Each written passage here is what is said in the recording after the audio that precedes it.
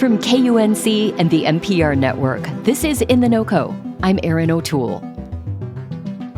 On November 7th, 1893, men in Colorado did something extraordinary for the time. They granted women the right to vote.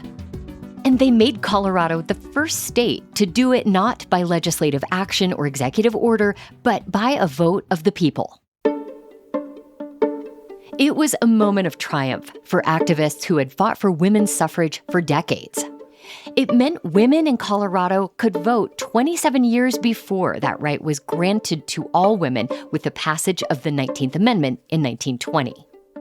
And they used that victory as a springboard to get things done, from electing women to political office in the state to helping women secure more economic power. A new History Colorado exhibit, Votes and Dreams at the Ballot and Beyond, highlights those accomplishments. Exhibit developer Margaux Miller helped create Votes and Dreams, and she joined me to talk about it. So, women in Colorado achieved the right to vote in 1893. But just getting the vote wasn't the end. Talk about the important role of women's social clubs in the effort to educate women about how to use their new right to vote. Women's clubs were very social in nature, but this didn't stop them from touching on deeper political issues.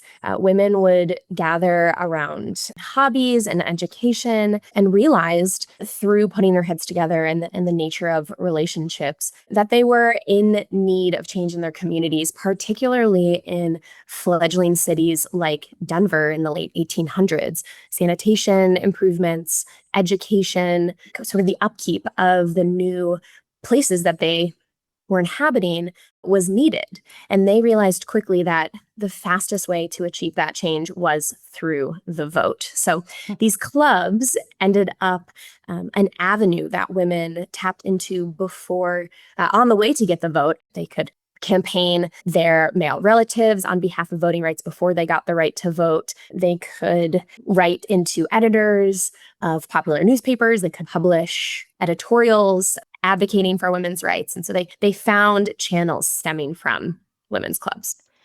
How prepared were women after 1893, not to just show up and cast a ballot, but to actually jump into politics in that moment? We find that women were very prepared because really their years of political organizing on behalf of the 1893 referendum that granted them the right to vote, that put them in a really strong position to hit the ground running immediately. I believe it was April 1st, 1894, was the first date that women were voting here in Colorado, here in Denver. And from that date to 1900, so just 6 years, there were about 10 women elected to the Colorado House of Representatives. So they were fast and capable and ready to really become effective arms of their political parties. They were soapboxing, so actually on the corners, taking up space. Literal soapboxes at that point. Yeah, exactly. Speaking to people, they organized door-to-door voter registration campaigns, which allowed them to connect face-to-face with women. And they were vocal in their parties. So they were not subdued, not simply taking this ride and letting it falter, but taking advantage of it. One of the notable figures the exhibit highlights is Helen Ring Robinson, who was the first woman elected as a Colorado state senator. How did her gender factor into her political career? I see that Helen Ring Robinson was a woman as an inseparable part of her political career. She had to pretty directly contend with the belief that women did not belong in positions of public leadership because of their gender identity. She, of course, opposed this through her election as a state senator in 1912. And furthermore, she didn't try to subdue her gender identity or cover it. Instead, she made her unique perspective as a woman into the issues faced by women and children in other marginalized communities a central informing point of the legislation that she supported. For example, she advocated for a minimum wage for women workers, as well as workers who were minors, children at that time. She advocated for improved conditions for individuals who were in insane asylums, of course, a term used at that time.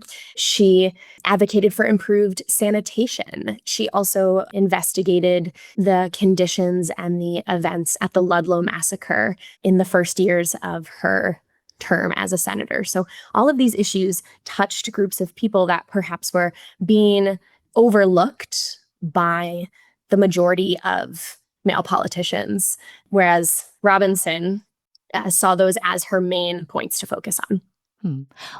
Let's jump forward in time a few decades to talk about another activist who's featured, Guadalupe Briceño. What is she remembered for? Guadalupe Briceño represents another meaningful channel of work done by women activists here in Colorado. Guadalupe, or Lupe Briceño, was working in the 1960s in grassroots efforts of activism to change the conditions of women.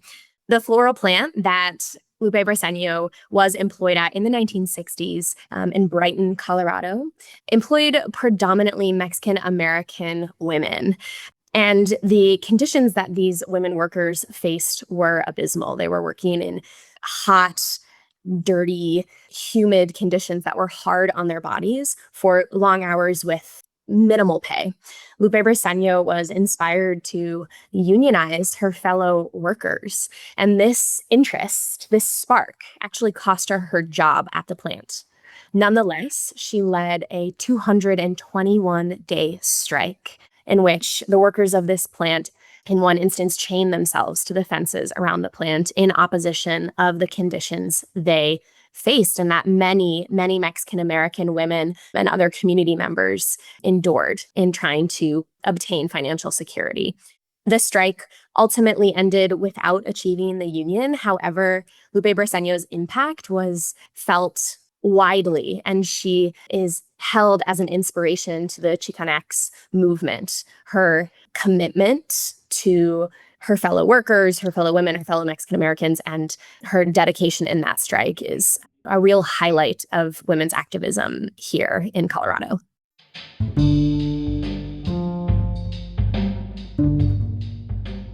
Margaux Miller of History Colorado, talking about how women used their political clout in the decades after Colorado granted women the right to vote.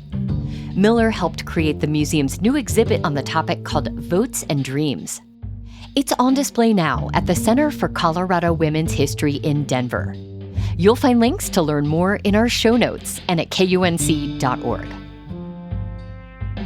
By the way, we still have tickets available for our next In The NoCo live event in Estes Park on Tuesday, August 25th. Head to KUNC.org for tickets and details. We'd love to see you there.